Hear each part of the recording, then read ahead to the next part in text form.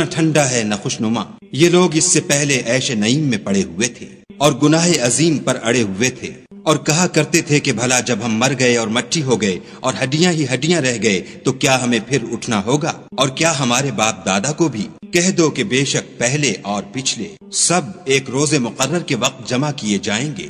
پھر تم اے جھٹلانے والے گمراہو تھوہر کے درخت کھاؤ گے اور اسی سے پیٹ بھرو گے اور اس پر کھولتا ہوا پانی پیو گے، اور پیو گے بھی تو اس طرح جیسے پیاسے اونٹ پیتے ہیں۔ جزا کے دن یہ ان کی ضیافت ہوگی۔